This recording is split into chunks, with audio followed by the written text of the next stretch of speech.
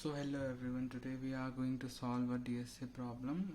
So this is fairly easy according to lead code also and according to us also. So what we are going to do, we will try to solve it in a very beginner way, and thinking that you are a complete beginner, you know only simple array and simple Python for loops and everything, okay, nothing high level.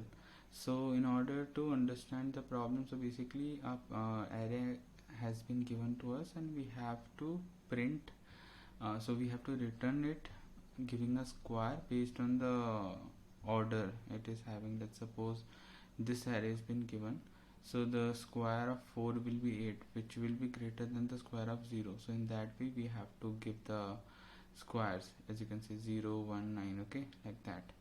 So the easiest way that we can possibly solve this will be, okay, let's think about it.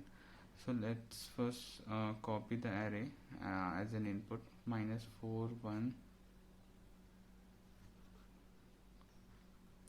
So we have -4 -1 0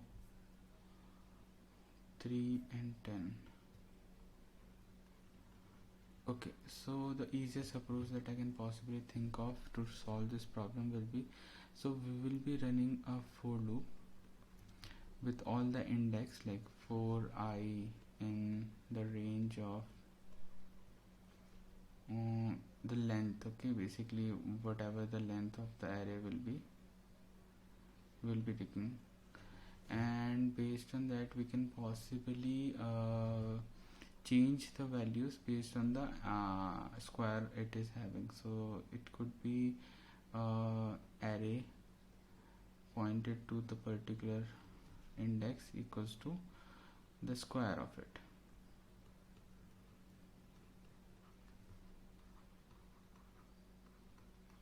So in this way we will be having the square stored in at the same address, and now we can possibly sort the array, and then we can simply return the array. So are you understanding what is happening? So after the execution of this particular line, the array will look like something like this. Will become 16, this will become 1, this will become 0, this will become 9, and this will become 100 if I have to map it.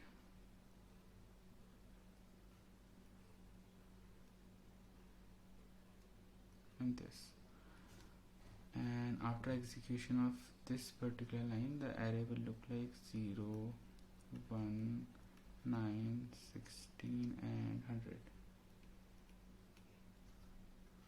and we'll return this, as simple as that. So I think you must have understood how we are going to solve this, although we are going to write the code for the same. So I will be writing the code in the Python. You can possibly use this logic and write the code in your respective languages, okay.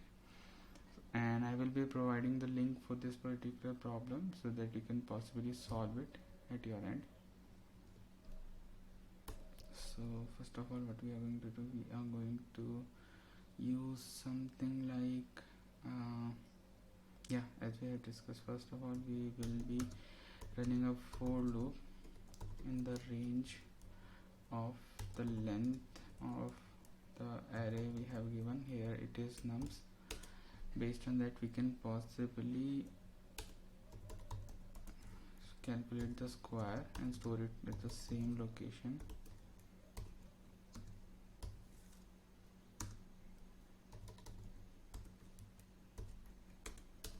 And the second step we have discussed is like we will sort it and then we'll return it.